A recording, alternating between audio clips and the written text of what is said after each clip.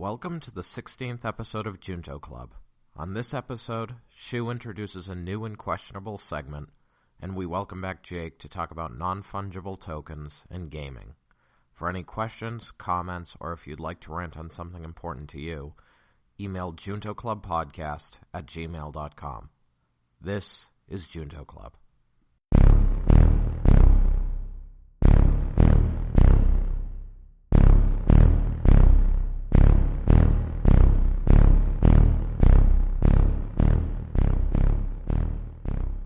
Junto Club. We are now live and as well as recording, so right. I'm going to welcome our listeners in to, what is this, episode 16? Meeting 16. Meeting 16. We always get that wrong. That's right. Meeting 16 of Junto Club, which Podcast. is the Junto Club podcast, which is based on the efforts of Benjamin Franklin almost 300 years ago, which basically saw him along with a bunch of other men in some kind of weird fraternity basically gather on Friday evenings to discuss philosophy, science, politics, and issues of the day, gossip around town, in order to better themselves and better understand the world around them. So that's what we're trying to do here. So in an effort to better ourselves, today we're talking about games. Mm-hmm. Gaming. Yeah. The important issues of today, okay? Yeah. All right. So should we take it away? Yeah, per usual, I guess we start with a quote from Benjamin Franklin that I don't really understand again. So today, the quote for this week is, quote, "Do not do that which you would not have known," end quote. Does it make sense to you guys at all? Let me smoke some more weed and I'll figure it out. That might be necessary. This one's tough. Repeat it one more time. I do it. Do not do that which you would not have known. I mean, is it saying like don't do something that you didn't know what would happen or something? I don't know. This could be in the realm of like, you talk about Warren Buffett and whatever, Charlie Munger or whatever his name is, and like they talk about like investing in what you know. So Ben Franklin could have been talking about doing, like he's talking about French girls. That's what French. What's the second part of you would not have known? What does that mean? Does that mean that something that you don't know? You would not have known. So do something in which you would not have known? Yeah. So, so basically don't do something like that you wish you wouldn't have done. I don't know. But I guess I do agree with Jake's interpretation. Maybe don't do anything that you don't know very well, right? If you don't understand it, don't do it. Or if you don't understand the consequence, don't do it. Right. We're talking about the guy who flew a kite into a lightning storm, right? Yeah. Yeah. Yeah. He got electrocuted by trying to electrocute a turkey. So he was trying to cook it. Yeah. Yeah, he forgot the ground. He forgot to ground it. So anyway, so I guess. And he lived to be like 90, right? Yeah, 80 something. Yeah. Pretty good. Oh well, I'll go shock myself, and then maybe that's the key. That's the key to a long life is electricity. Yeah. Certainly. Anyway, so that makes me feel alive. Anyway, so what did you say? That's the only thing that makes me feel alive. So. What makes you feel alive? Self-harm. That was the joke. Something to do with turkeys. Yeah. Oh man. Yeah. I never get people's jokes, so I guess let's move on from this quote. I guess I think we have a kind of agreement on equally confused. Mm-hmm. All right. Yeah, you could ignore me for a minute because I need to change the time of our live video. So continue on. Oh, okay. Not yet, because we are talking about next. We're gonna go to a lighter topic, right? So, are we back to normal now, Mike? Since you were wishing for back to normal after COVID. Oh, yeah. Lighter topic. That's right. Yes, because of yet another mass shooting. So we're up to one a week on average again. So Yeah. So back to normal. Yeah. So to fill in Jake, I guess we should have introduced Jake. Jake is our second repeated guest. So So last week I said like I feel like this is a return to normal after COVID, like with the shooting in Atlanta. So now we have the shooting in Colorado. So this is so we're back. We're back. We're back. So of course it's perfect time to talk about gun control. That's what Democrats do all the time, right? So I mean, I know you guys are probably against it, but is there nothing we can do? Like, because a lot of time people when they see this, and they say, is there really nothing we can do? Because always like the conservative will say, oh, Democrats are going to talk about gun control. The body is not even cold yet, right? So I'm talking about gun control already.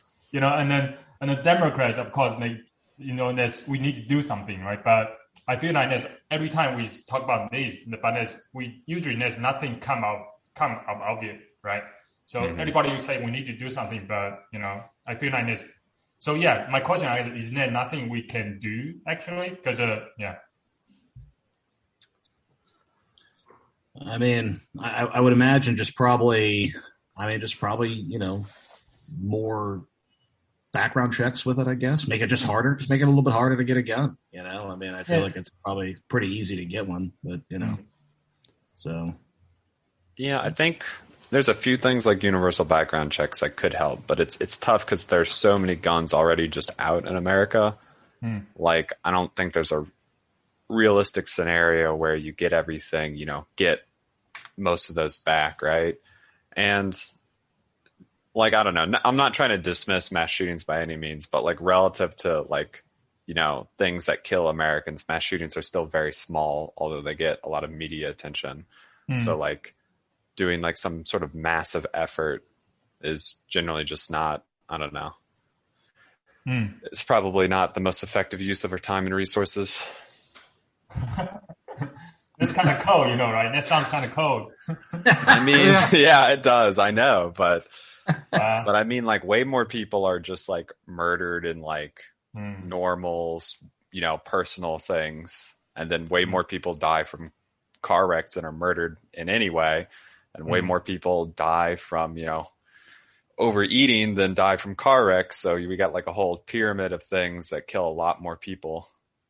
Okay, that makes sense. I mean, but so you don't think like Democrats have been calling for like more basically tougher gun control, not gun control, like tougher like background check. You don't think that is a good idea? No, I like the universal background checks. I think there are a few things we can do, but I don't know if they're going to exactly solve the problem, honestly. So I'm just not convinced anything we could actually get passed is going to like make a huge dent. So we don't have universal background check right now on guns? I think there are some loopholes to it. I mean, I think normally you do need it, but there's some apparent loopholes that you can get around that. Of course, I think the bigger issues often it's just like family or friends, right? Like there's been plenty of cases even now where someone got like their family's gun and that's how they went and did it. So, what would a background check do in that case, right? Yeah. So why is concern like the Republicans are against it though? Like when like maybe tougher background checks. Well, I think a lot of Republicans are just probably a decent amount of them would agree with something like universal background checks, but I think a lot of them are just worried about like sort of the like ever marching line of like more restrictions. And for them, it's a question of values, right? Like they value the right to have guns more than the potential increased safety. Okay. Yeah. All right. Sorry. Depressing topic over. Let's move on to another lighter topic. So I want to introduce a new segment for this podcast. So in light of the attacks on Asians, No. the Asian hate. So, a lot of people are telling, people like Asians to go back to China. So I want to introduce a new segment called Going Back to China. Okay. Okay.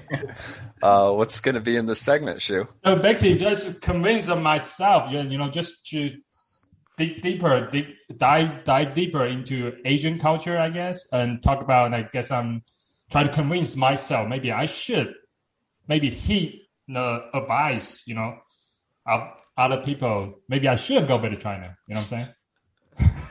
I mean, I guess if you want.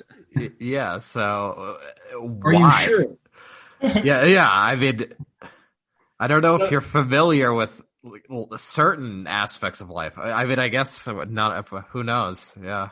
I mean, there's so many cultures, so many things I can do. I can go back to China and learn Tai Chi. That's the number one reason. The ultimate martial art, Tai Chi.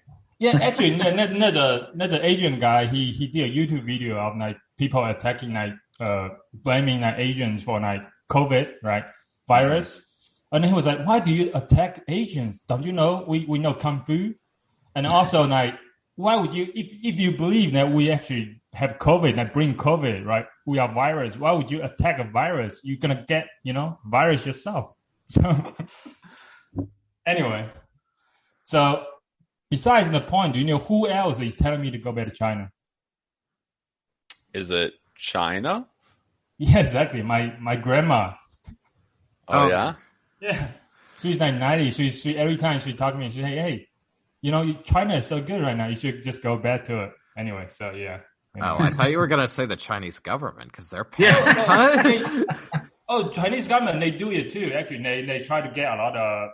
They try to get a lot of bonuses, try to get a lot of programs, give you a apartment for free or something for a few years, and then say, "Hey, you come back and work for China." Right? Yeah, well, because I heard when I was at one of the meetings I went to, the China is essentially paying through the nose for anyone with expertise in AI. Yeah. So.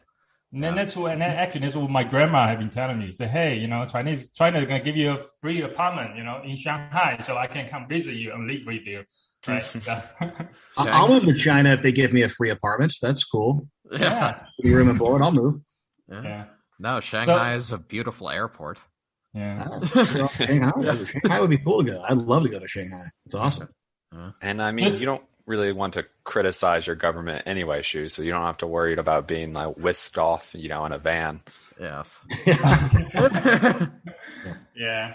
True. No. Anyway, so yeah. So yeah, that's one of the things. Yeah. Oh, one more thing about my grandma, I guess. She, did you guys know Lester Holt? Lester Holt? Yeah, CNN. Yeah. The NBC anchor, right? NBC News. Yeah. Every time I turn it on the TV for her, to watch the NBC News, she always asks, "Is this the president?" Because every time I told him, this Joe Biden and Lester Holt, but somehow she cannot tell the difference between Lester Holt and Joe Biden. And actually, when I look it up, I said, "Oh yeah." When I think about it, actually, there is a little bit of similarity between Joe Biden and Lester Holt. If your grandma watches this, tell her I'm Kareem Abdul-Jabbar. Yeah. Yeah. So my point is that my grandma truly doesn't see color. No, because when you initially said that, I was like, I think I have the wrong guy. I was like, could she how could she possibly make that? I don't know. I've been showing it her every day, but she's just a better person than any of us. Yeah, exactly. Yeah. If you can identify Joe Biden and Lester Holt, you're a piece of shit. But if you can't, you're a good person. That is all right. So was that the first segment of going back to China, or was that, is there some other piece of Asian culture we're getting today? Well, yeah. Well, there's one guy in China. So his girlfriend had been nagging him to go get married, right? So he was tired of the nagging. So he stole a purse So he got arrested to get in jail, and then the cop asked, like, why did you steal the purse, right? He said, oh, because I want to go in prison, have some alone time, so I won't be nagged by my girlfriend to get married. So, Oh my God. Chinese culture in a nutshell for you. I feel like that's a reason not to go back to China. That's correct. Yeah. Yeah. All right. I think that's my news segment for today. All right. Well, I'll tune in next week. Yeah. I feel like I just want to do like a TV show with you and be like shoe in China, and like just document like your time. Yeah. It's what was that show we watched, Jake? James Mann Japan or whatever. It's James Mann Japan. Yeah. So there's what is he from, Top Gear or something? Top Gear. Yeah. So. Oh, is it an English guy with long hair? Yeah, he's an English dude with long hair. Yeah. He's like tall. He's like 6 foot something or whatever. So, and he just like traveled like Japan and stuff. It was like a 6-episode series on Amazon. So it was pretty cool. All right. So we need to do the same with show. Yeah. Cool. China might take longer. It's a big country. It's a big country. Are you guys ready for games? All right. Yeah, we can do games. So Before we go there, have you guys heard of something called NFT? Non-fungible token? Yes. Yes, I've heard of it. Matt, you haven't heard of it? Mm-mm. Wow. Where have you been? This thing has been blown up for the past 3 weeks. No, Is it a cryptocurrency? Yeah, what is it? No. Sort of. Mike, can you explain? Sure. So, I haven't looked into it a ton, but my understanding is essentially they're using the technology that's similar to what they use for cryptocurrency, like the blockchain technology, to essentially make. So, for example, there's like an image of the original tweet by who founded Twitter, Jack or whatever. Jack Dorsey. Yeah, Jack Dorsey. Yeah. So, Jack's first tweet ever, there's an image of it. And essentially they can use, blockchain type technology to, say, this is the image of the first tweet ever on Twitter. And basically, that sold for $2.4 million. 2.9. Or $2.9 million. So it's essentially so in the digital age, right? Basically we see everything, a tweet, a photo, anything can be reproduced exactly, infinitely many times, right? Right. So now, I guess non-fungible tokens is essentially I have the metadata to prove that this is the image, or the video or the whatever that the original of a digital thing. Okay, so it's not confirming it hasn't been edited. It's just this is the first copy that was ever made. Not the first copy. Is something that you can attach your ownership. You can have a name that I own this, right? Right. So, yes. So, you own, so it's attached. I'm trying to think if editing it would change anything, any aspect of it. But you can change it. When you sell it again, you can change the ownership. If you sell the art, the tweet again, you change the name basically. You can change it. Yeah. Oh, okay. And it's a single copy that has the ownership. It's not, yeah, basically. Right. Yeah. So a single digital copy is designated as this the original. This is the original, right? Yeah. So okay. So does it make sense? Yeah, except for why you would care. Because think about this. It's every time in this, as Mike say, digital world, right? So I guess there's only you can basically duplicate anything you want, right? You make a digital painting, right? Basically an image, right? If on the internet, right, and everybody can just, grab it online, download it, right? There's nothing called original, right? So NFT basically enables that. So an artist create a digital image, say, hey, this is the original. anybody make a copy, right? But they are not it's going to have no value, basically. You can put value into this original single one, right? It's not equivalent of Da Vinci created original Mona Lisa, right? Because he painted, you have one single copy, right? Now, NFT basically enables, or you can call it nifty, enables this in the digital world, right? And this is because everything is digital right now, digital future, right? So yeah. So I guess just a little bit basic in background on NFT. NFT, non-fungible token, is similar to the difference between that and Bitcoin is they use the same technology, blockchain, but the difference is that non-fungible means so fungible. Bitcoin is fungible because one Bitcoin is the same as another Bitcoin, right? Yeah, and they can replaceable with each other. But non-fungible token, you cannot. There's only one unique copy of that, right? You cannot. One token, one NFT is different from the other NFT, basically. So that's the difference, right? Yeah.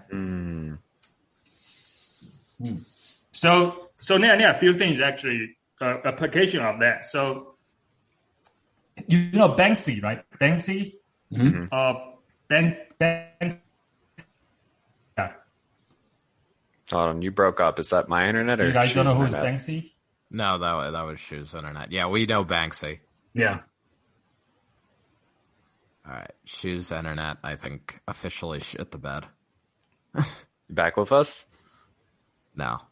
No. Okay, Mike, you can keep talking. Yeah. All right, hold on. I think you're good now, Shu. Okay. So sorry. Do you guys know Banksy? Yes. Yeah. Yeah. So Banksy, he actually have a painting called Morons, right? Mm-hmm. So basically, a group of guys bought that painting, right, and then burn it, and then take it, of course, turn it into a digital NFT token, and then sold it online for $100K, basically. So they burned the original painting and then sold it, turned it into an NFT. just to basically take an image, digital image, yeah. I mean, aren't Banksy's paintings worth like substantially more than 100,000 though? Yeah, but I don't think that one was worth 100K. That one was probably yeah. Anyway, so that's one hit. So basically NFT is enabling some kind of the art, is changing the digital art landscape, basically, right? So art now, it doesn't have to be physical; it can be just digital, right? And then people basically can put any value into it, right? Sure. Yeah. No, there's a big question about that essentially, like, will this be a new essentially way people can collect things, right? Yeah, it can be applied collectibles. Have you heard of something called NBA Top Shot? No. No? Wow. So basically, you know Jack Dorsey turned his tweet, right? And then turned it into NFT and then sold it for $2.9 million. Right. Now you can apply it to anything: a video, a podcast, an essay, right?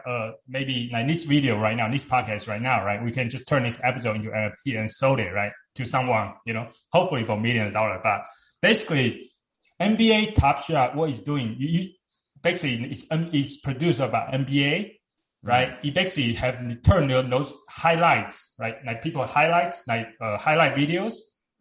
Turn it into moments, and they sell those moments to people in a marketplace called NBA Top Shot, right? So you can go to NBA Top Shot right now to buy a moment, right? So actually, there's a LeBron James highlight video. Oh, I have heard of NFT. Yes. He just sold for like $200K. All right. So you know how there's people who like sell you the rights to like a star in another galaxy, right? Like you can go online and buy that, yeah? Yeah. I feel like this is official, but yes. I feel like this is the same thing in that you're selling ownership to something that the concept of ownership doesn't even matter. It's kind of meaningless. I'm taking a knee-jerk anti-stance here. So like your ownership over one copy of a digital image that you claim is like the original is totally pointless. Now, people may pay for it and trade it around or whatever, but it's like, I mean, it's just ownership for the sake of ownership, right? Like the original copy, like the original is a copy anyway, and you're just specifying that one person has this ownership over an identical copy that there might be millions of on different computers. Yeah. I mean, if you make money, I guess you can't fault people being like, I can sell something that, otherwise I couldn't. But who's paying for this? Right. People who have too much money to burn, I guess. Like, it's just like buying a star, is my opinion. Well, I would think, I mean, it sort of mirrors like the trading, like, I mean, so the trading card market, like, baseball cards, like hockey cards. I mean, it's essentially trying to recreate that. Exactly. And people say like, those types of cards, they had value because of their scarcity. But it's like, who cares? It's a picture of, I guess back then it would be like, Bobby Orr, I mean, that's an NHL person, so half of you probably don't know that. Darryl Strawberry. Yeah. Darryl Strawberry rookie card. Yeah. So it's like, it's a physical item, but it's like, it's literally just a picture of a guy who is on TV all the time. And, his stats are on the back of the card. So it's like, I actually have a Darryl Strawberry card of him doing a bunch of blow with hookers. Yeah, that's actually. But those have value because there are people who want the physical cards, right? There are people who want it, and there's not enough of them, so they bid up their price, right? And that's just classic, buy, sell, okay, yes, supply demand. So that's like where that value comes from. Sure, but in this moment, people may want something that's allegedly the original digital copy of something. Yeah. Yeah. I mean, that's fine. People may want to say a star's there. It's just like, it's even like, I mean, it's because it's not even a physical thing like a baseball card. It's just like a vague concept of owning something that, no one, maybe other people respect or not because Well, but I guess like the person who bought this tweet for $2 million can go and like look at metadata and be like, look, like Jack Dorsey like saw the image that I am seeing. Yeah. So any image, any copy of that image is as much the image he saw as the one they own. I agree with you, but that's what people think. So I mean, I imagine like at some point, like sort of when. Like the trading card, like baseball card, basketball card market, sort of the bottom fell out of it when I was like 15 or something. And I think it's because like eventually like they did just make too many copies of like every card.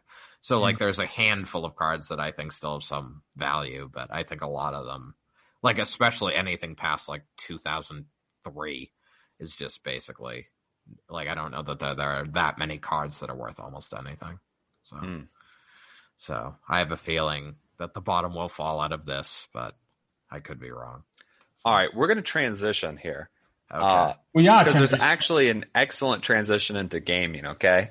Okay, good, Matt. Yes. Y'all know how there are cosmetic items in video games that don't do anything. Yes. People have spent thousands or tens of thousands on. Yes. And these are more worthwhile than claiming the metadata over a screenshot, because at least you can then go into a game, like equip it, and then everyone's like, holy fuck, you're rich, or holy fuck, you're stupid, or I can't believe you have that, right? Like you get a reaction, a social reaction from the other people playing the game who are like amazed you have, this amazing flaming hat or special gun or something, right? I would say it's the exact same. Actually, you just fall into my trap of perfect transition. All right. And that's why that's why I brought it up, right? Because we're talking about gaming, but that's why I'm talking about NFT, because that's exactly what happened to game industries right now. Is NFT, right? So that's exactly how many. So actually, a lot of games are doing that right now. And they're selling all this stuff to people, and people are actually buying game items. Actually, like this is like the future of the games, right? Actually, people are selling digital real estate, like virtual land in games to people right now. I think they were selling like almost like $2 million of like virtual land. People are buying it in a game called Miranda's. Have you guys heard of it? Anyway, it's a virtual game. Actually, it's a role playing multiplayer game. Actually, like people can actually buy real estate there. Yeah, to own it. Yeah. What's it called again? Miranda's. Miranda's or Mirantis? Mirandus. Oh, Miranda's. Okay. Yeah. Miranda's. Sure. Yeah. Okay. So anyway, that's exactly what's happening to games right now. So like, have you guys heard something called crypto kitties? Crypto kitties. Kitties like cats? Yeah, exactly. So exactly. That is actually the first NFT, almost like the first version of NFT. In 2017, this company called Dapper Labs, they created something called Crypto Kitty. Basically, you can breed and buy and sell. So you can breed a kitten, right, and then sell it basically, and people are actually buying it, right? And each kitten is unique because it's NFT, right? So you can actually go online right now. I think you can. I don't know. You can buy. Once you breed it, you can sell it, and someone can buy it. And sometimes can drive the price up. Stuff like that. Mm-hmm. So yeah, crypto kitties. Check it out. Everybody loves cats. Okay, so here's my issue with how you introduced NFT. So in a video game, right, with your cosmetic skin, the value comes from the fact that few people will be able to use it, right? Yeah. So to me, what a lot of this NFT stuff sounds like is as if everyone could equip the same skin, but then like a few guys could be like, no, I actually have the original version, right? Oh, no. And I can send you this thing that proves that mine's original. But if everyone could just equip it, no one would care who has the original or not. No. Actually, no, Matt. When you apply it to video games, what I do is I actually have a single thing. Right. You have a skin. You might design it yourself. You have armor. It can be a very, very just single one unique thing in that world. So that is owned by you. No. So that's right. That's when it works. And you could use an NFT for that, I guess. You don't need a NFT to do that, though, in a video game. But in the context of NFT for just like stuff online, right? Yeah. Like there's no way you stop other people from having the same thing. You're just claiming that yours is original. So this is what I read about why NFT is very useful. Here, like for example, you get this very rare thing in the game, right? You pay for it, right? Mm-hmm. However, when the game shuts down, maybe the company shuts down, nobody plays the game anymore. You don't own it anymore because nothing maybe just disappear, I think, right? With the game. With NFT, you can own it forever. Even when the game shuts down, you still have this thing. So I'm not sure how that's gonna work. That's why I'm gonna ask you. Like you seem very skeptical about that. But anyway, that's what a lot of people were talking about, like NFT in games. That is in the future. Like you play some certain games, right? You get some items, right? You invest your time on it, right? You basically form emotional attachment. You put value into it, right? Once the game is over, right? On the game shut down, right? But with NFT, you still own it. You can still sell it on the marketplace. You can trade it with other people, stuff like that. Yeah. I mean, I feel like NFT is just taking what every industry that I don't understand and don't appreciate has done and just taking it into the digital world, right? So so skins in video games, you can have if you have an NFT, skin in a video game that you've designed and everything. I mean, essentially, what that would be, it could be akin to is a dress by a certain designer, right? Or a suit by a certain, here's my Armani, NFT. I have proof it's original. It's I paid through the nose for it. It's here's my status symbol because my video game, I paid $10,000 to have my video game character look how I want it to look. Yeah. And I have evidence of that. Mm-hmm. So, and of course there can be knockoffs where people make characters that have the identical look, but they don't have like they essentially don't have the thing that the status symbol to hold in your face. Yeah. So, and it's the same thing. I mean, the car industry, you're paying for a name. It's like if you want to drive a Lamborghini, like that car may run as well as a Ford, but it's a Lamborghini. You have the name. It's a physical object, so it's very easy to make it like look slightly different or look very different. But at the same time, certainly the disparity in price doesn't make sense, like for what it is. But you're paying for the name, and now in the digital industry, like essentially you have the ability now to like pay for the name again, right? Because before it was like you could make knockoffs and they were indistinguishable. Now we can make knockoffs distinguishable. So yeah, so I guess one thing that this analogy breaks down a little bit, because video games generally don't let people make knockoffs because the companies want to be the ones selling the stuff. Mm-hmm. So there's no like random person sees that Valve sells very expensive gun skin for a popular gun. Like no one can go online and just be like, oh, I'll make my own version that looks like the same, because that would devalue heavily their original skin, even if they had a proof of ownership system that helped it retain some value. So they just like that just doesn't happen because companies would be like, no. And if you can't use it in game and trade it with other people in the game, then it doesn't really have value. Yeah. So Matt, I want to ask you, like, earlier I say stop, like if the game shuts down, like would you invest, like stop you own in the game, then the game is shut down, right? Basically the company is over. Like, do you think there's a value for owning that stuff outside, even if the company shuts down? No, I don't, because so digital items, people like to say like they're useless, but they're not technically useless because you can use them in the game, right? Yeah.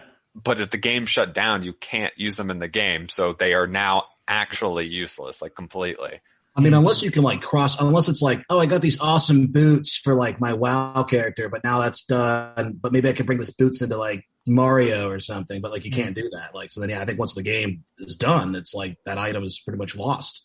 Yeah, but what about you use instead of you being used like in the utility, right? Maybe you can use it as like a memorabilia, like some kind of to remember it in a way. Do you think that has value? Are you? But like, what's an NFT? It's it's a file, right? Like if you want to remember a cool looking item, you're going to want like a picture or a video of it, right? Of it on your character being like, look how cool I was back when I was the best WoW raider, in US East server or something, right? Like, maybe not. Maybe like in the future, like, how like guys will have like their man cave with like sports memorabilia all around. Like in the future, maybe you'll walk into some guy's room and he'll be like, look at this computer. Like if you click this file, this is the metadata on, whatever. It's everything just is a file, not everything digitally, just ones and zeros, right? Anyway, so would you have in the skins in the I don't know, Overwatch, right? It's still just a file, right? So you can move it around, right?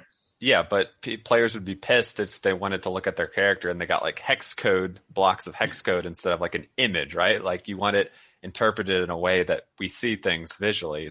It makes me think of like someone, if you wanted to show off like you're proud of like a home you used to have, right? Your old family home, you sold it, whatever, but like you used to have it, you're proud of it. Would you have a picture of it, or would you have like the copy of the deed like up on the fireplace, right? Most people would put like a picture of the house and their family, not like the deed or the contract details.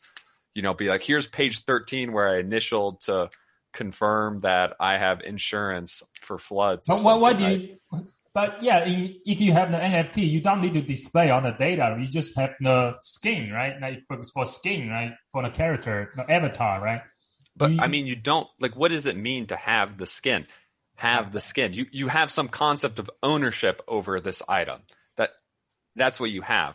Generally, when people say they have the skin in a game, that means they can use the skin in the game. So I would argue that if the game shuts down, whether you have an NFT for it or not, you don't have the skin anymore. Because in any way of ownership that I think is relevant, you don't.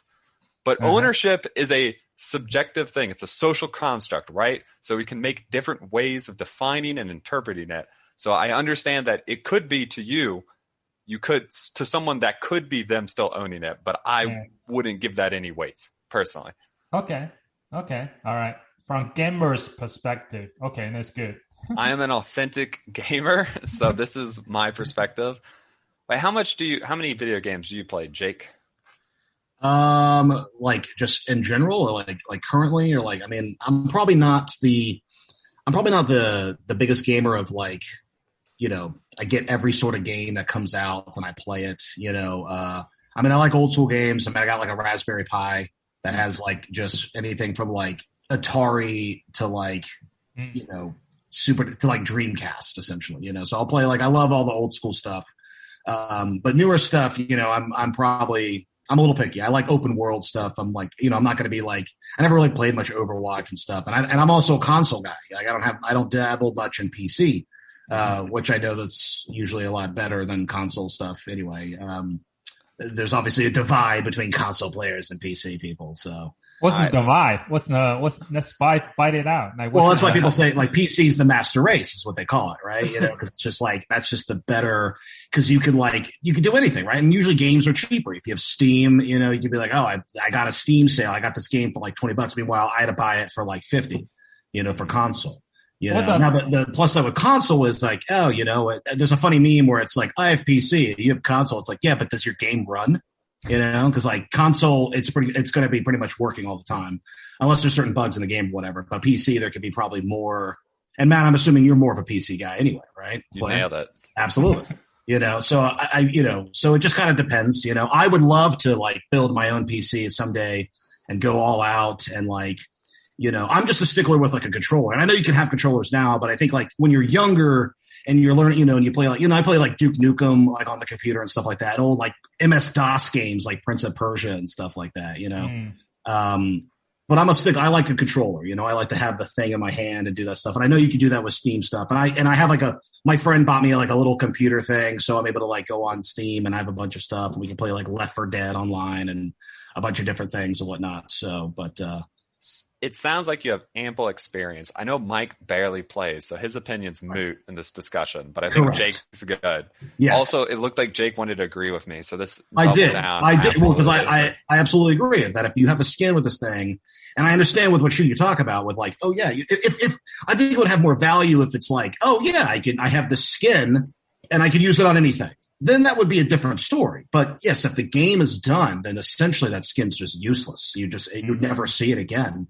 And if someone is like, oh man, like I love Skyrim, right? You create your own guy and you create what you look like and you get the stuff. And let's say there's updates in the game or you get like the DLCs and stuff like that and you have your stuff. But like all of a sudden, like once the next Elder Scrolls game comes out, no one's going to probably play Skyrim much anymore because it's just going to be better. So then like all that cool stuff I had in Skyrim, it's useless unless they're like, hey, all that cool stuff you had there, you can now move it into this game.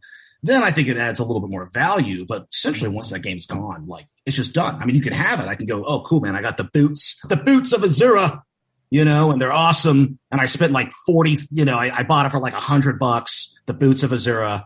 But once the game and the company's down, like, what does that mean? And then essentially I wasted the money. It's gone. The boots of Azura, I can no longer use it for anything. But since you spend the money already, don't you want to have something to keep to look at in the future? Like, you know. Well, that's why I would agree with Matt, being like, you would want a picture, right? So like if I created this cool character in a game, I'd be like, take a screenshot and frame it and be like, look at my guy. That's the skin of this, you know. And then, yeah, for probably more nerdy people to be like, but is it authentic? Then you can be like, well, here's my NFT file for it. That shows you that it is. Yeah, if you have an NFT, that means you can actually sell it. Right. If you have like, maybe some people want to buy it from you, you know. If the game's still going on, then that can make sense. But if it's not, then what would they buy? What would they just so they can say like I bought it after the game was done and it's just a cool picture I have now and technically I never got to use it, but I own it now.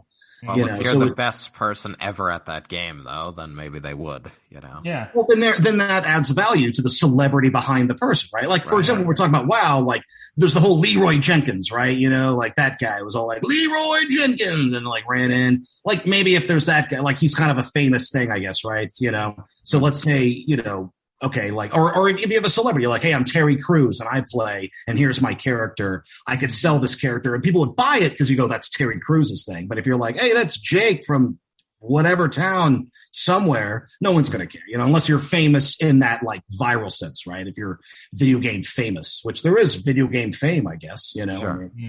So, you could, that's where I think the value. Oh, Jesus. All right, Jake. Like, oh, dude, I got Stevie Ray Vaughan's guitar or something, so am I breaking up? You yes, broke my up internet's initially. terrible. Yes. Yes, I'm in a cave in Afghanistan. That's where I'm at. All right, hold on. I got a question for Shu. Yeah. How many NFTs do you have that you're trying to pump right now? Yeah. I have 0. I was too late in the Likely game. story. I do really I try to understand it, right? Because anything new going on, I try to understand it, try to figure out what's going on, what's the motivation behind it. Is this the new paradigm shift in gaming? It's potentially, right, if a lot of people put money into it. I mean, people are like going to find ways to make money, right? Now, NBA, NBA is doing the Top Shot, in the moments, they're making a lot of money already, right? Almost like $1 billion, right? Just from selling highlights to people, right? So, which I find crazy because I feel like if anybody had this is old school, like TiVo, right? Or if you like DVR'd it, or you could just go online and stream it, can't you just record that clip and you're like, look, I got it, here you go. Well, no, Yeah, I mean, those clips are literally being played on ESPN. Like the clips they're selling for millions of dollars. They're being played SportsCenter repeats half the day. They're being repeated on SportsCenter all day. But, But you don't have the right to say you own it. That's correct. But that's literally all you can say. So normally ownership gives you some special privilege beyond saying, I own it, right? Like you get to use the house you own. You get the dividend from the stock you own. You can equip the flaming hat in the video game that you own. Whatever it is, like owning something gives you more than just the claim of ownership. And that's why it has value, mostly. I mean, people can value whatever they want, right? But I still think this feels very bubble-ish to me. Yeah. Yes. I think you are right. It's bubbles. But I would disagree a little bit because I think there's 2 different assets, right? One is productive assets, like your home, that stuff you can use. Mm-hmm. There's another like unproductive assets, right? Like paintings, right? It's not really doing anything productive, right? So I think this fall into that. Like, Mona Lisa, right? You can claim you own it, right? Someone own the original copy, but it doesn't really do anything except its value and, I don't know, $100 million. Well, that's what I'd say is it's sort of like in the art world, right? People give the thing value. You know what I mean? Exactly. So like if Jackson Pollock is going to go as much because people are going to go, I'm willing to pay for that. If they didn't, then there wouldn't be any value in it, So we give the thing the value essentially. So if it sells, then it sells because, that's the value you put into it. Or the group, whatever the community is, the art world, dictates what this is and what people are willing to buy for it. And if one day people are like, I don't want that. That's not cool anymore. Then you're like, oh crap, I spent $40,000 on this thing. I thought this was the next big thing. And I wanted to resell it for like double, make a profit. And now if people were like, nah, we're over that, then it loses its value essentially. Whereas games is a little bit different because some things can add useful things. Like I remember there was a story a long time ago when we're talking about, speaking of WoW, World of Warcraft, there was a dad that like used all his kids' like college fund to just buy items, but they give you something, I mean, yes, there's skins like EA Sports is terrible at doing this, like the pay for play sort of situation, and there's a lot, even like Ubisoft does this as well. Like I love Assassin's Creed games, and yeah, you can go on and be like, hey, but you want this cool, like, Hell Starter pack or something, you want to look awesome and have like the new horse and all this stuff. And it's like, you got to spend the money to buy it, but it doesn't add anything. It doesn't give you a skill in the game. It's just like, it looks cool. Maybe if it gives you skill, it's like a subtle thing, but, again, it's just whatever value people put onto it.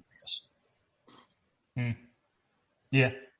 So what about the land thing we were talking about earlier? Does that make sense for you guys? People like multiplayer virtual world game, and then people are selling the land. That I can see because again, it's people putting value, and it's also time. I think people also put like time as sort of a money thing. So if you're like, I've put a lot of time into making this land, all this stuff. Like, what could you sell that for? And again, if people are willing to buy, then you have $1 billion dollars. Yeah, yeah. I heard that if you own that land, you can do anything to it, and also like that means if other players come into your land, maybe they have to pay some fee to you or something like that. Like rent it out, you can rent it out to other people, other players. I don't know, something like that. Does that make sense? Have you guys seen something like that before? It almost sounds like the movie Ready Player One or whatever. Like kind of like yeah. But I mean, I haven't really, I don't dabble too much in those games because I guess because I don't have the money to be like, let me, but it makes sense maybe that's where the world's going. It's sort of video games are a sense of escape, right? So if you have this digital world and you have people, and if you're feeling isolated, you could be like, I have this whole life, I have friends, I'm popular, I'm this and that, I'm something I'm not here into this game, then you're going to want to you can put money towards it. There's some value there because you're creating the value. You're going, this is my new life, or this is like a fantasy world. This guy's got this cool land or something, or he's on my land, we pay. And it's sort of like living a double life, essentially, that can feel maybe safe in a way. I don't know. There's probably many reasons why. Huh? Well, no, I was going to say we're in the Matrix and we're just like making the Matrix and, like these digital worlds, right? I mean, it's sort of like, why do people want fancy cars, nice houses, and et cetera, et cetera, et cetera? Because it's, it's like easy to impress people. It's easy to make friends. It's easy to yes, in some cases, like the cars, they run better, whatever. But I mean, you can get why buy $1 million car other than to show it off, right? I mean, why buy a 50-room mansion other than to have like parties with tons of people, most of whom you probably barely know, but you want to show off, right? So it's like, and now if you can do that in a game, it's a way of showing off in this digital world, and it's an easier escape for, people who may not have that escape in, our real world. So. Well, traditionally, it's been much cheaper to get rich in a video game world. But, if they're selling this land for $1 million, like she says, I guess that's ending. Yeah. Ending. Like it's no longer cheaper to be rich in a video game world than in the real world.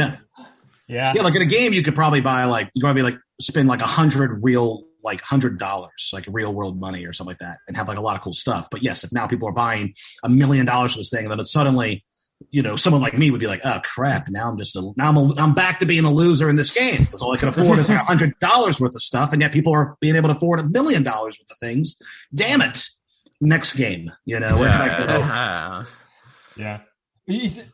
Another question is about: is there any way to, like, for example, you pay stuff in you earn some credits in a game, right? Is there any way to convert that into dollars?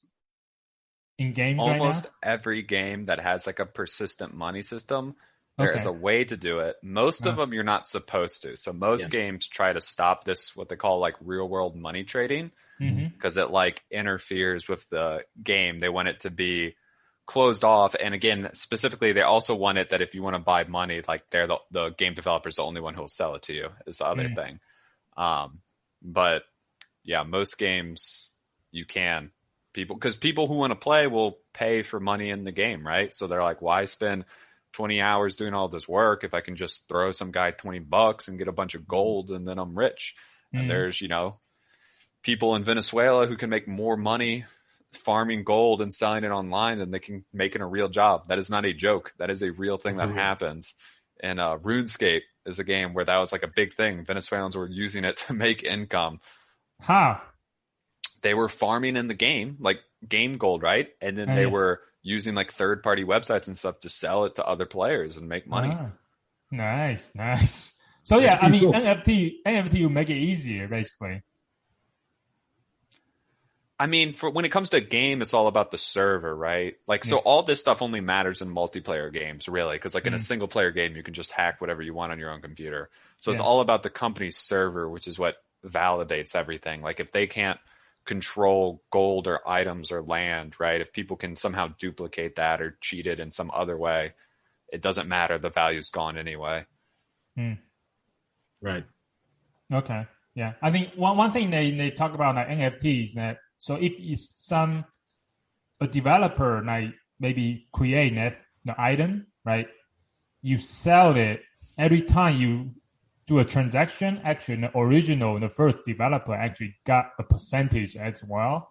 So then that's like to the like R, right? So that's why it's very popular in digital art right now, because the creator, whoever created the first digital art piece, the original creator actually got like 6% or 8% of the once every time is resales, right? So so that's a good way for artists to get paid, right? Also, I think you can also might be able to do it for, I don't know, improv as well. I don't know how, but you might be able to do it. Whoever's buying improv, if you're buying improv shows, get help. I got 3 nickels I'm really ready to put down on one of Mike's improv jokes right now. Higher bids. Careful, man. That's a little too pricey. You can maybe take a couple of those nickels away. Yeah. It might be just a few shillings, if anything. That's what it's worth. Yeah. Half a penny. Half a penny, exactly. So, Jay, you're talking about you were a console player. So do you have PS5 right now? I don't. You know what's? Yeah, I'm on Xbox. I don't even have the newest one. I have just Xbox One right now. So, but I always loved PlayStation. I had the first PlayStation and PlayStation 2.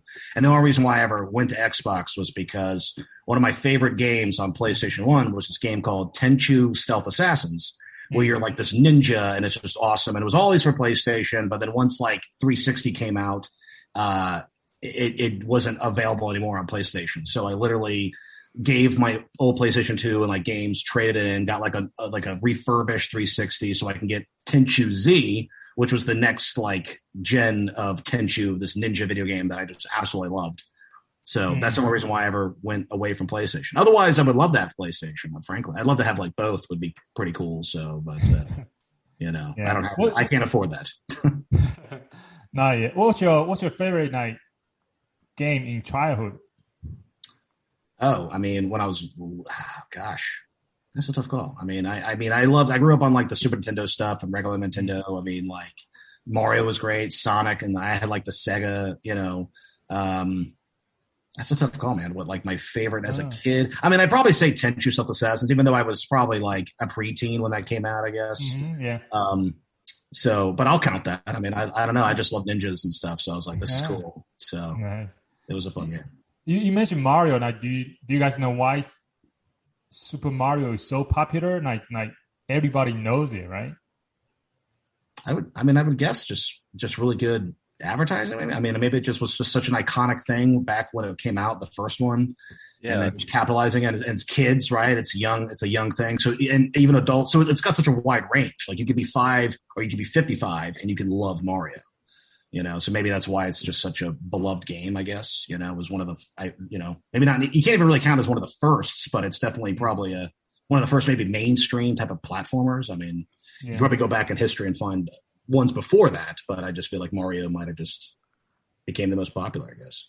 And it sort of, I guess Mario, they also like very early on, like took the same characters and like spread them out across like many different like storylines and like, so they were almost like fleshed out characters, like because I mean, it was, I think early on there was like a Donkey Kong game. There was Mario Kart, Mario Party, like it was. Well, Donkey Kong was like the Donkey Kong game was like the first time you ever saw like Mario, right? The old, right.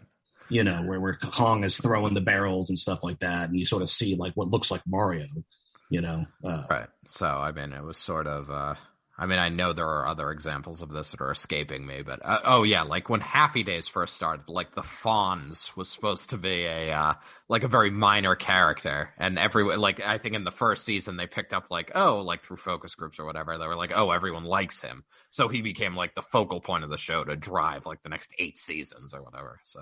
Yeah. For a second, I'm like, there's a Happy Days video game? I would play it. I would play that Happy Days video game. It'd be great. I guess. All right, man. What's your favorite childhood game? I played a lot of games throughout my childhood. I don't know. I guess I could mention like the original Counter-Strike or Dota both took up a lot of time when I was younger. So those could be a couple, or maybe Super Smash Brothers 64, the original. That was a good one. Played it a lot when I was younger, and then played it again like when I was in college. For some reason, like half the people in my undergrad were into that game, and several people brought N64s, even though like the Nintendo Wii was out at that point, or maybe even something after that. But we were all like getting on the OG on our N64 and playing. Heck yeah. It's different. It's a different, I feel like it's a much different game, it feels. It has a different feel. It's really fun, though. It's good for spiking, where, you know, when people are coming back, you can hit them down and make them die real fast. In later games, they made that much harder and gave people a lot better ways to like get back onto the platform, which maybe is more fair, but it's so satisfying to just like slam someone down like that. Oh, yeah. Oh, yeah, absolutely. All right. All right, I think I'm going to ask one question before I hand it over to Mike. I think he has a bunch of questions. I guess, what do you guys like about playing video games, I guess? It's kind of a stupid question, but yeah.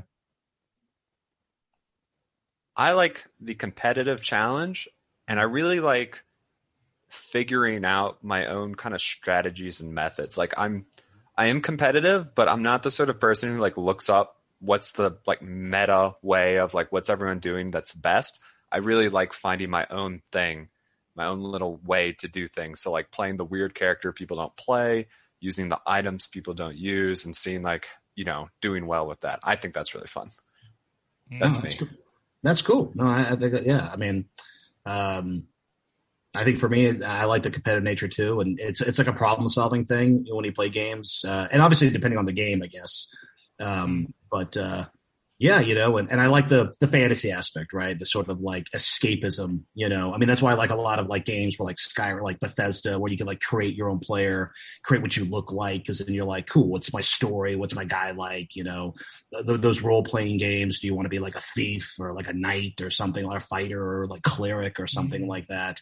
And so I just like that escapism and that like sort of the fantasy world of it all. And then yeah, the problem solving, figuring out, you know, just different ways to play the game essentially. So, but like I said, that's depending on the game you play. But, you know, if you're playing like a sports game, I mean, you know, maybe you're just doing like, what's kind of, you know, maybe I'm going to do different plays or something. But for the most part, it's, yeah, that's what I love about it. It's just good escape. It's a good, I don't know. You know, you bring up something that's important for these topics is I feel like a lot of times people are like, yeah, games and people who play them, but like games are so broad. Like the things you can do and the reasons people play them are just like completely different, right? Some people, it's for like a story that's almost like a visual novel that you interact with. And then that's like on the complete flip side of people who are just playing to compete against someone versus someone who's like doing something creative like Minecraft, right? Where they just want to go build stuff on their own, just kind of unstructured. And then there's a lot more stuff beyond that. Yeah, no, it's true. I mean, like, yeah, like the Telltale games, essentially, which is just you're watching like it's just like a movie, but you just make like decisions that your character will make or whatever like that, you know? So it's like, should you go through the woods or go through the cabin or go through like the house or something, you know? And so you have those, and yeah, you have platform games, which is like, you want to collect things. So everyone has like a different mission with like what they like to play, what they kind of, you know, like Matt, what kind of game, like what games do you like right now? What games are you really into? Like what kind of games? I mean, multiplayer online stuff is generally my shindig. There, and then lots of stuff within that. So it could be shooters, it could be MOBAs, it could be MMORPGs. But if I'm like playing against other people online, I'm happy. Okay, cool. I'm disappointed you're not mentioning Overwatch. You don't play Overwatch anymore? That's a shooter. That's multiplayer online. That is within the categories. But no, I have not played Overwatch for like a couple of years now. That did consume a few years of my life. That was what I was playing like every day. And I got pretty good at it. But you know, Overwatch 2 is going to come out eventually. Overwatch 1's kind of just been sit and stale. I don't want to hate on it, but I think most people are just waiting for the next one. The last big like MMO I've tried was I remember I think it was probably like Battlefront. I got like Star Wars Battlefront, and when I'm just playing with like something like that with a bunch of people, like I don't always have the time to sit and like and you just get killed all the time, and I'm like. I just get destroyed by like probably some like 5-year-old in Minnesota or somewhere like that. And I'm just like, God, you know, He's telling me he's banging my mom, and I'm like, go for it. I mean, that's the authentic experience. Come on. Exactly. I know. That's what you got to. That's if you don't want to swat some stranger across the world, then you're not doing it right. Yeah. Well, what about you, Shu? Do you like to play video games? Do you? Yeah, I haven't played in a long time, but my first exposure video game is more like Super Mario kind of in a way. But I grew up in China, so I didn't have TV or I don't have console anything. So that's why I really love to play, but my Chinese parents they always look down on games the distraction. So they usually don't want kids to play games. Also, I don't have the money to buy video games either. So both, So that's why I was. But it was fun. And then as I get older, I guess I didn't really. I was just when I came to the US, I was mostly focused on study as well. So I didn't really get into play games, even though I want to. But yeah, but I think it's also now I'm kind of maybe I should get back into it. Hey, why not? NFT. Yeah. Yeah. I mean, your parents aren't totally wrong. There's probably been some times where I was playing too much and should have cut back. But I mean, it's like any hobby, right? Like you don't want it to turn into a vice, but video games can sometimes easily consume too much of your energy and your time. But, if you're just doing it, an hour a day or something just to relax instead of watching TV or what other people do, it's really no problem. Yeah. Sounds like a perfect transition to Mike's question regarding what's the negative of gaming, right, Mike? Yeah, well, no, I mean, most of my questions were sort of just about the psychology behind it and basically what attracts you to gaming and sort of what negative effects you've seen of it. But, I mean, I guess, I think we've covered a lot of it where basically, attraction aspect is it's an escape and negative aspect is potentially over immersion, right, in what's considered a fake world or your escape world. So, well, have you guys read Ready Player One? I've seen the movie. Oh, you guys should read. You guys should read the book. Check out Ready. Everybody should check out Ready Player One on Libby, IBBY, the free library app. I just finished listening to the audiobook. It's awesome. Yeah. Besides anyway, it's just awesome. He also get into a lot of 80s culture, not just games, right? Culture, a lot of stuff movies and stuff. Anyways, it's just a great book. And also, yeah, and also there's one of my favorite quote in that book is, "Going outside is overrated," unquote. So yeah. Anyway.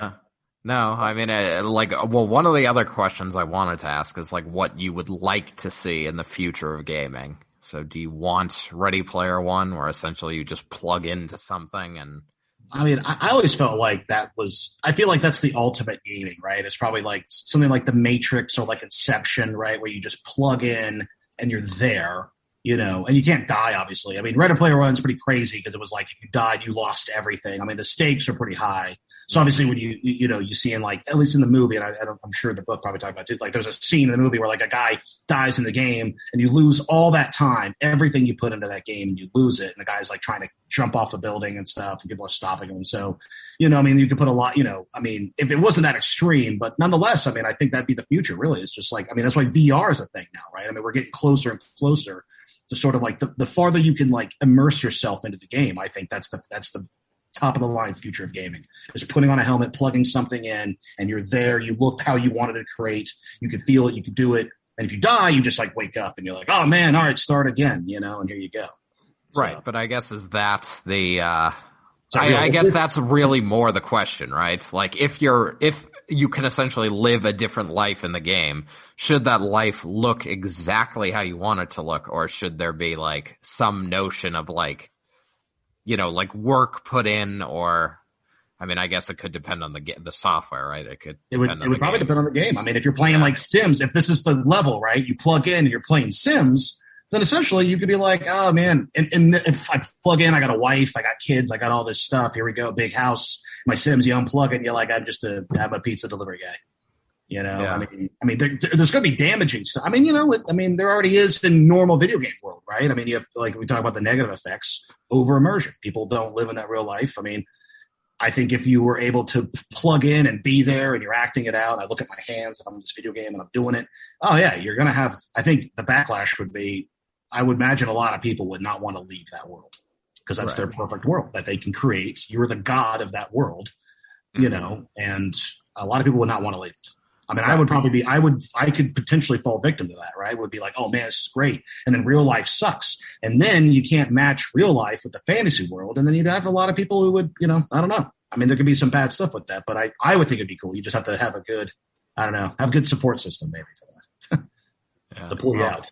No, I mean, it's sort of like, I mean, we already have like, obviously like, you know, heroin. I mean, right. So it's like, you could, in theory, like if you snort heroin, like at night I go home and snort heroin and I feel perfect.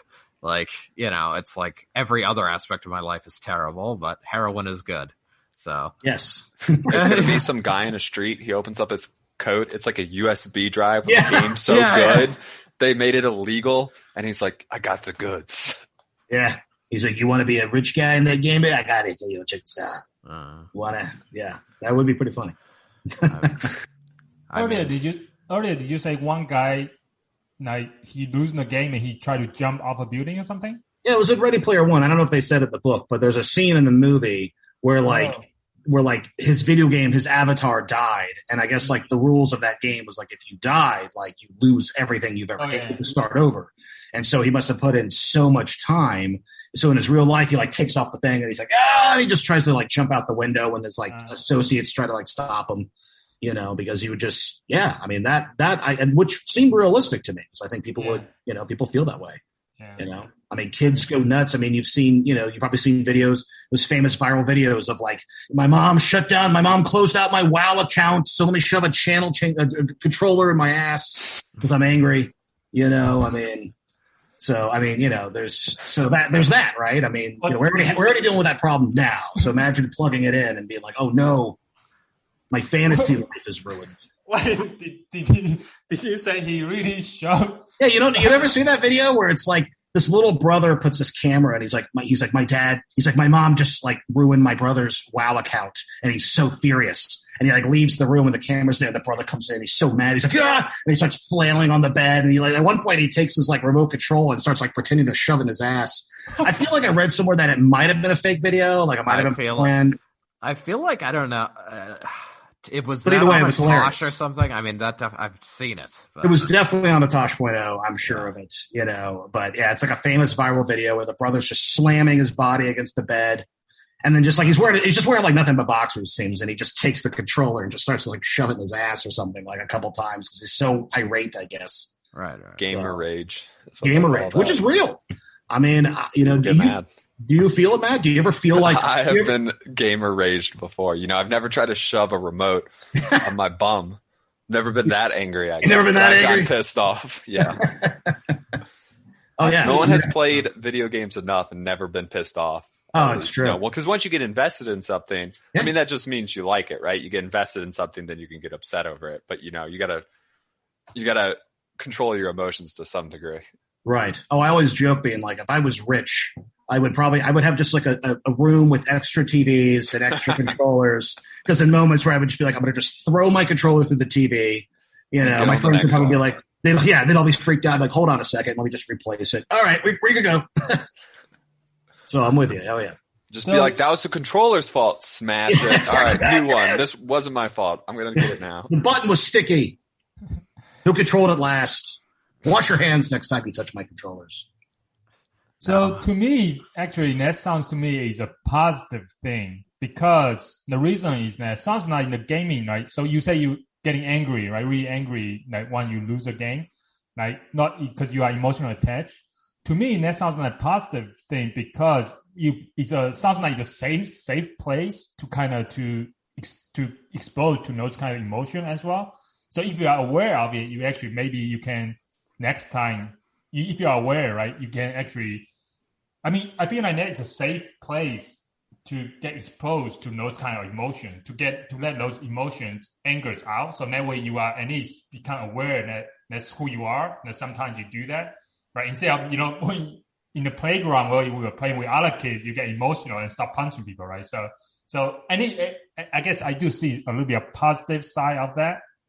No, for sure. You're right. Anything that can express your emotions, you don't have to bottle it in. It's true. And then ideally you learn. I've broken plenty of controllers, and then you learn. You're like, okay, this costs money. Don't throw the controller across the room. Yeah. You got to pay it for. Or mom's mad now because she's like, I just bought you one. What are you talking about? You're like, Mom, it broke. You have to make up an excuse. Like, I don't know, Mom. Maybe it was faulty.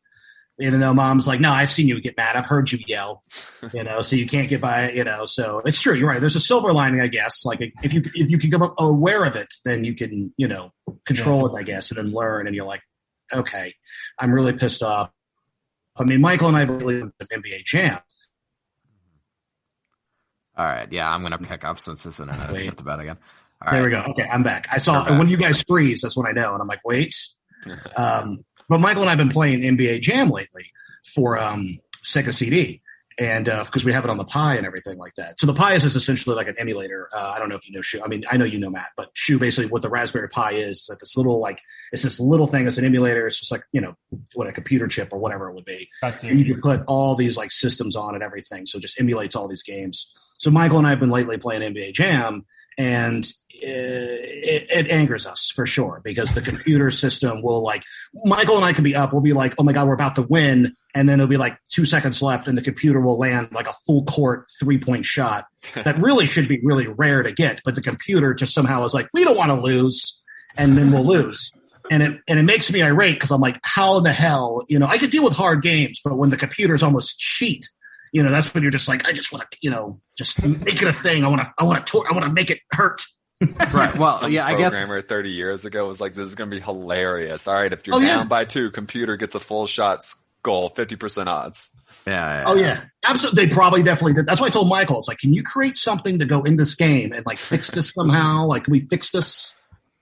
Yes. Well, that was another question I guess I had is so in these various games, obviously in NBA Jam, yeah, I thought exactly the same thing, Matt. Essentially with respect to if you're if there's no one on this XY grid within a certain number of within a certain Euclidean distance and you have and you're behind the 3-point line, it goes in 70% of the time.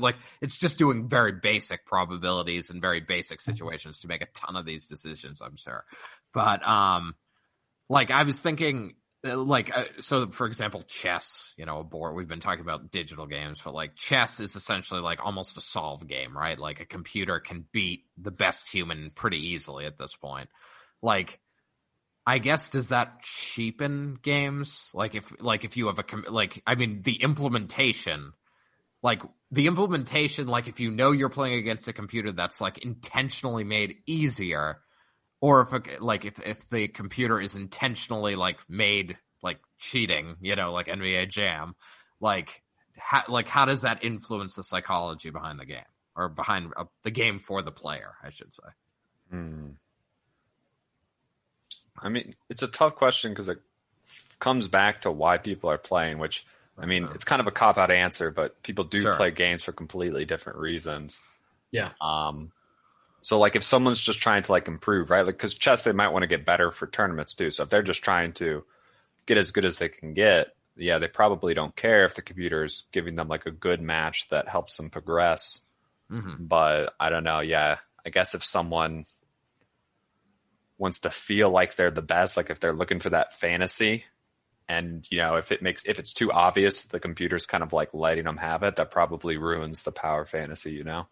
I think you need a balance, right? Because it's sort of speaking of psychology, there needs to be a reward, right? Because otherwise you're going to stop playing it. If you never win, yes, you'll start off, you want to learn something, but then eventually if you never get that reward system that that rush of feeling I beat this, then you probably give up on it. So then you need that balance. Games need those balance of yes, if it's not a challenge enough, then there's no fun to it. But if it's too challenging, there's no fun. I'm not winning. I'm winning too much. So that's why there's a lot of games will have difficulty settings and stuff like that. You could be that's why, like Matt said, a lot of people play games differently. Some people just want an easy to the difficulty level easy, and I just want to have fun with it. I don't want much of a challenge. I just want to chill and escape, and here you go. And then some people are put it on manic, crazy, very difficulty, highest difficulty, and it's a challenge.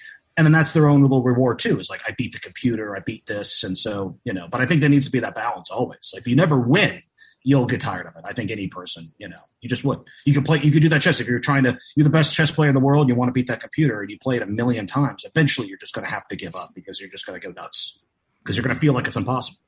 Right. Well, no, I mean, I think it's just interesting because what I was thinking was exactly that, like with the reward systems of people's brains and, in a way, how simple they are, right? Because I mean, like literally, like for example, casinos have run studies, and to keep people spending money at on a slot machine.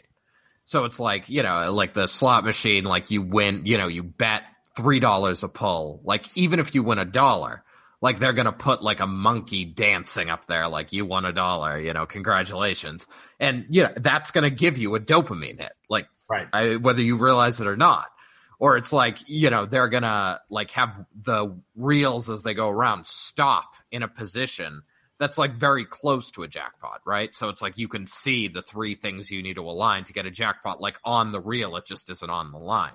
And they'll light them up, but they won't, it's not a jackpot.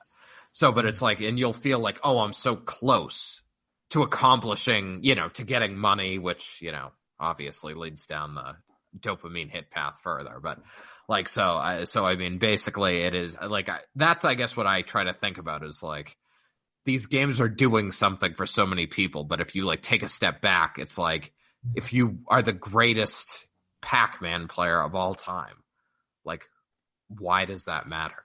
Like, and it's like I guess because there's a score in the corner and your score beats every other score, and that's enough. I mean, but I guess it's because in a way we haven't, like back in the day, it's like, I mean, what gave you dopamine? Like before when you were struggling to survive, right? It's like, oh, I killed something huge and, and I can know me and the people I'm taking care of and the, 3 wives I have can be fed forever. Or, be fed for the, through the cold season. So now it's like you're just sort of recreating, like you're essentially trying to recreate, or have something telling you you're doing a good job because we can be fed and eat all the time without any like real successes, right? Mm-hmm. So, I mean, I don't know. I think it's interesting because like, yeah, I mean, I don't play video games, but it's like it's like I like gambling, and it's like, so I get the dopamine hit. So, I mean, you're playing a real game. Yeah. Well, I mean, it's like the money aspect obviously has more real consequence. Like, so when I see the monkey dancing, I'm like, oh, I'm close to doing something good. But, or, because I'm 1 pull away from potentially being rich. But, I mean, I guess these other things like, the feedback of like the opponent on the screen saying, oh, you're great, because you defeated me. It's like that's to some degree the monkey dancing. So, yeah. So Mike, why don't you play games? I mean, I guess I really just I would just get to a point when I was like, I played tons of games growing up, but I guess by the time when I got to be like 13 or so, I just got into like sports more seriously and school more seriously. So, cause I was like, this is what I need to do to be successful. So, I guess like, and video games were fun, but anytime I played video games after that, it was often like something that I could see myself doing in real life. Like it was sports or like something competitive like that. And something I was already familiar with the strategy a little bit.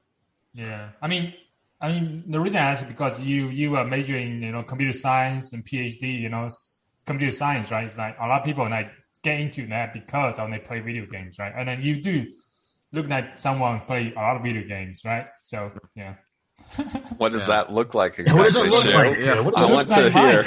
You look like Mike. I don't see him as a athlete, but he actually is, So he's deceptive. Yikes! He said it. Yeah. You don't look like an athlete, Mike. Well, you don't look like an athlete, but now that you said it, you still don't look like an athlete. But you don't play video games, so she just doesn't understand why Mike still looks like that. Yeah. Exactly. Truth came out. No.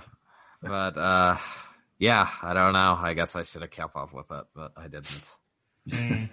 I decided I think you're doing all right. expand my horizons. I mean, get into online poker. That's like kind of the mix between video games and gambling. Online poker is tough. Like in-person poker, I have an appreciation for, because okay, there's skills in in-person poker where it's like you have to be able to read your opponent, right?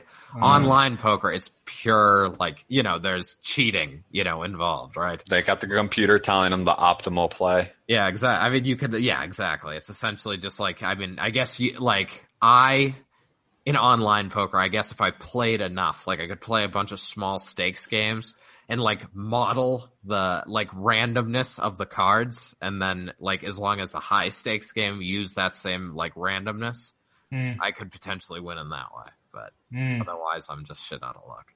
So. All right, Junto Poker Club is coming soon as well.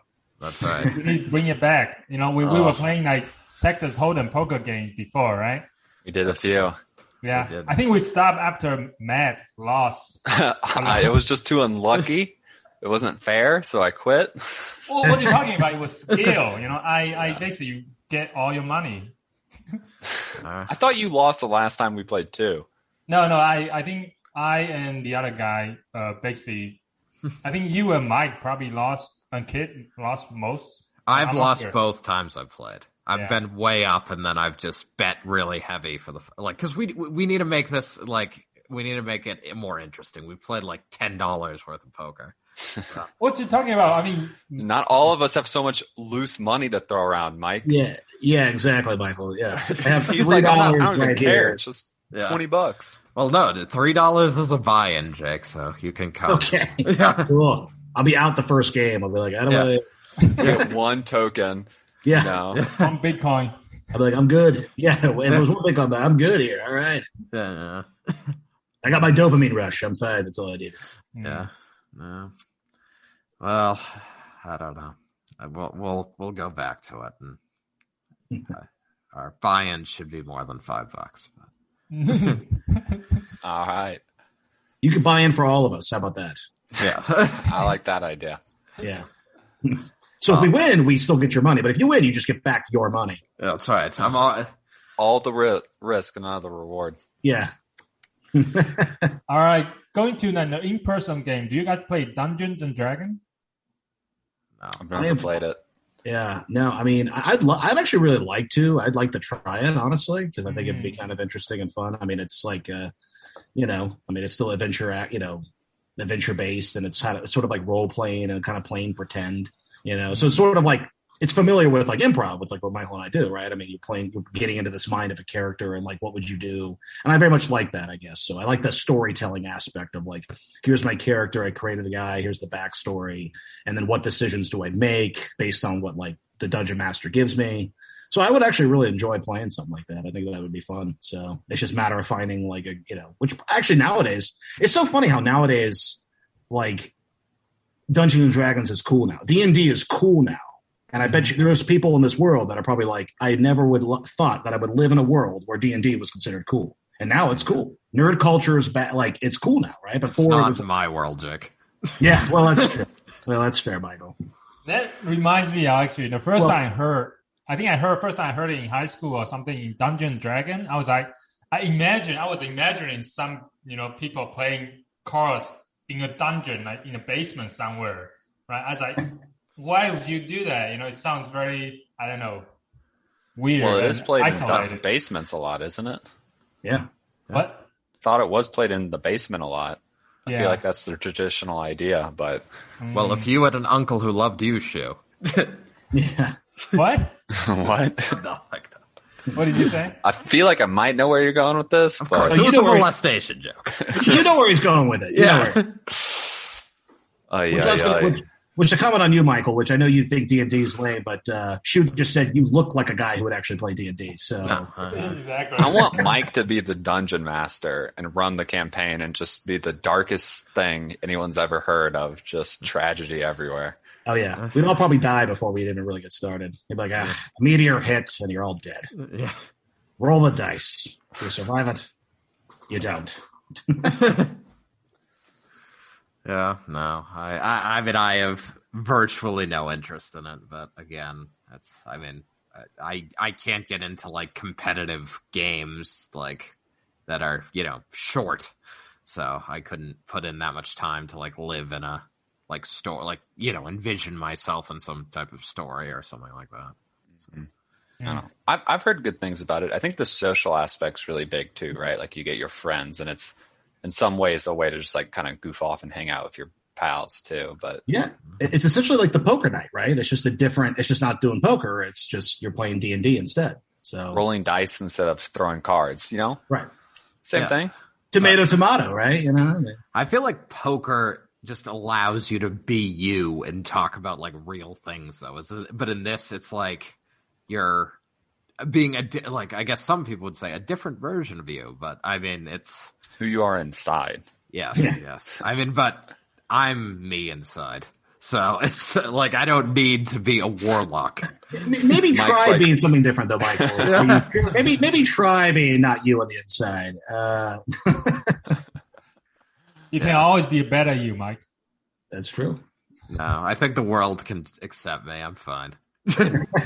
Mike's character sheet, it's like human, middle-aged, good job, doesn't look like he plays video games. Like that's his improvement. He's like, I'm going to be the me I always wanted to be. Yeah. I look athletic now. Same everything else.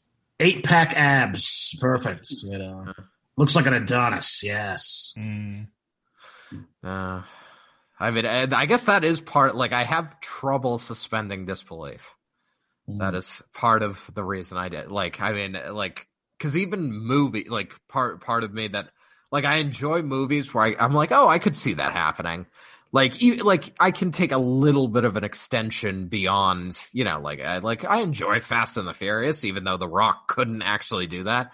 Like, but, I mean, like, but when it comes to, like, oh, this is a totally different, like, world with totally different physics and everything else, then it's harder for me to get into it.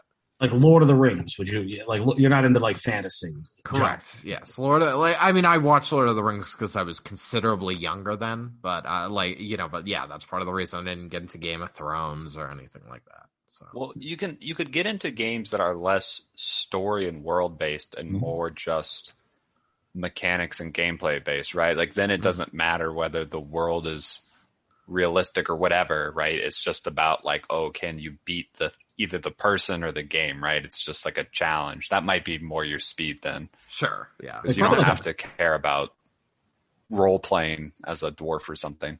Like card games, like Magic or something, right? Maybe it would be, something you don't really. There's no immersiveness, right? It's just a matter of like the mechanic of the cards and like what card does what, and like can this beat this thing or whatever, Right. Well, that's why. I mean, I grew up playing like more like standard card games, canasta, bridge, cribbage, like. So, yes, Jack. Hey, and if you open those Magic the Gathering packs, it's kind of like gambling, right? Because you pay like a few bucks and you're hoping that you get the big hit. Maybe that's what you need to try. So then you can really look like a guy. So when you go, I collect Magic the Gathering cards, people are like, I'm not surprised. Yeah, exactly. You look like a guy who would. I just need to match my look with my, match my look with my hobbies, right? Yes. Or perceived hobbies. Yes. All right. All right. Should we wrap? I think we've been going about an hour and a half. So. Yeah. The sun's going down on Shu's computer. Your screen is getting darker. Like, I was worried about mine doing that, but yours has like gotten progressively darker as the show has gone on. Oh yeah. Shu's environment looks like a dungeon. There we go. I am here. Yeah. Anyway, yeah, that's. I think that's good. I think, Mike, you want to wrap it up for this week? Well, I mean, I don't know that we still like this is episode 16 and we still don't have a good sign off. But since we actually are now streaming on YouTube and Facebook, 5 p.m. on Thursdays for now, that may change. But so look for us going live there. But now I can say, just like I did last week, we are no longer live. Junto Club.